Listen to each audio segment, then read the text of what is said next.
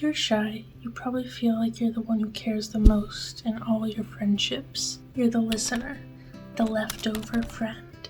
Today I'm breaking down the 4 placeholder friendship scenarios because the first 3, that's something that can be tested and there's a fix. But number 4, that's when you're gonna have to walk away. So stick with me. Make sure to subscribe and let's get into it. Let me paint you a picture you probably know all too well. You're going to meet with your friend at their favorite brunch spot. Get the table that's in the corner because it's their favorite spot to look out the window. You ask, "So, what's been going on with you?" And you listen, and you sympathize, and you care, but they didn't ask about you. Again, as shy people, we've learned to become experts on everyone else's life while staying invisible in our own. It's not that we don't want to share. We feel it's because nobody asks. But here's the thing. Sometimes they don't ask because we've trained them not to. Hear me out. Sometimes it's because they're selfish. But today I'm going to show you how to tell the difference. Pattern number 1, the steamroller. This is a friend who cuts you off mid-sentence every single time. You tried to share. You actually attempted to speak up. And what happened? They talked over you. They cut you off. They hijacked the conversation. And you just close your mouth and accept it. I had a friend in college. I was having some issues in my own life that I wanted to share. But every time we got together, I would listen, and as soon as I kind of tried to edge in the conversation about what I was going through, she'd kind of get right back into talking about her boyfriend. So is this fixable? Here's the test. Next time this friend interrupts you, try saying this. "Hey, can I finish my thought?" Gentle redirect. No aggression, just, "Can I finish?" And then watch what happens. If they apologize and let you speak, that's a good sign. If they get defensive, kind of roll their eyes, and then keep interrupting you, that's not a you problem. That's a them problem. Pattern number 2, the patient therapist. This one is a little nuanced. Sometimes it's a little trickier than someone just steamrolling you in a conversation. Sometimes we're not creating space either, and the whole conversation can go by with you listening, but when they asked how you were doing at the beginning, you didn't really open up. You said, "Oh, I'm good," and moved on. You kind of made it easy for them to keep talking. So the question is, are they not asking? Or are you not sharing when they do ask? Healthy friendships are reciprocal in nature. Both people share, both people ask, both people care. If you're always the listener and never being listened to, that's not a friendship. That's an emotional dumping ground. So, how do we test this? Next time you're with them and they ask, "How are you?" Actually answer. Share something real, deeper, more vulnerable. Use a phrase like, "Actually, something happened this week. I want to tell you about it." And then watch what happens. Do they stop talking about themselves and actually listen? If yes, the friendship is salvageable. But if no, if they pivot back to themselves, if they kind of glaze over and forget what you told them, that's your answer.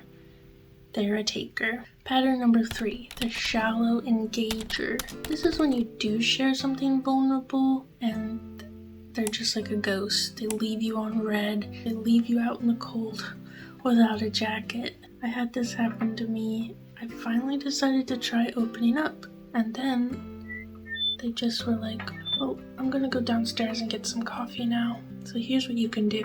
Try to open up and see how they respond. Do they ask follow-up questions? Do they offer comfort? Or do they just pivot and forget? If they engage, friendship could be salvageable, and maybe give them a couple more chances.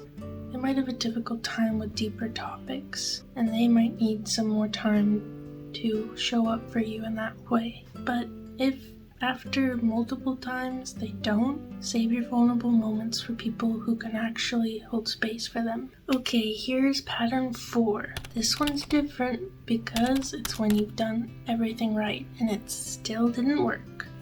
This is when you've tested all 3 patterns. You've redirected when interrupted, you've shared when asked, you've opened up vulnerably, and they still don't show up for you. You tried pattern 1's test, and they got defensive or kept steamrolling. You tried pattern 2's test, and they pivoted back to themselves. You tried pattern 3's test. You opened up about something vulnerable, and they forgot about it the next day. And they continually keep things at a surface level when it comes to you. They're there when they need emotional support, but when you need it, they're nowhere to be found. And you give and give and give, and they take and take and take, and you keep showing up because you think, maybe if I try a little harder, maybe if I'm a better friend, they'll start caring about me too. But here's the truth. This is when you've hit a limit in their emotional availability. It's not that you've shared wrong, it's not that your story wasn't interesting, it's that they don't have the relational capacity to hold space for you.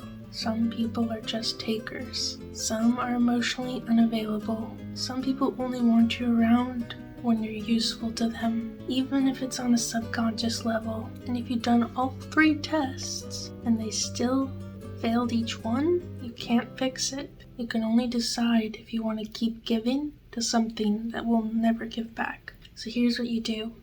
You stop offering emotional labor to people who won't reciprocate. You don't have to cut them off dramatically. You don't have to explain yourself. You just stop being as available. Stop texting back immediately. Stop offering advice.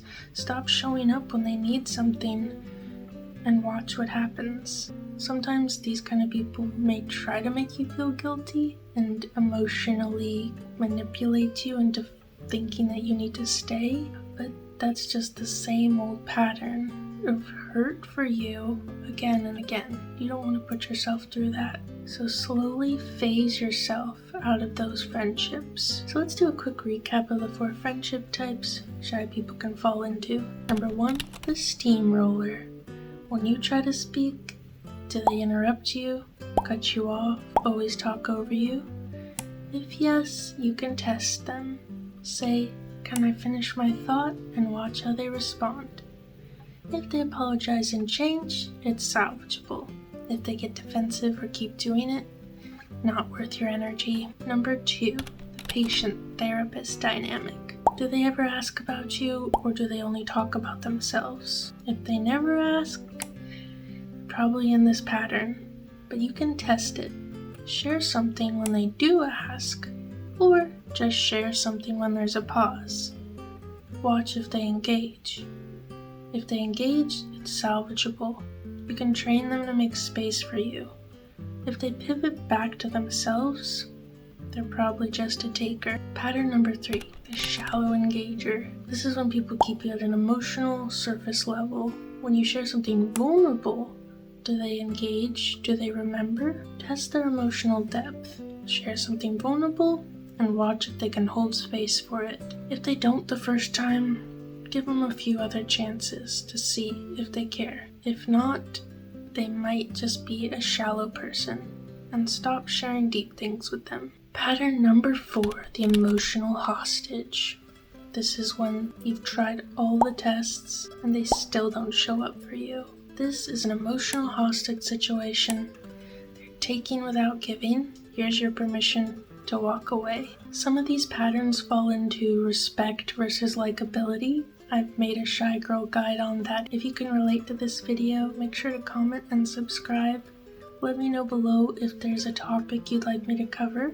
I share more shy girl guides like this, and I'd love to hear from you. Until next time.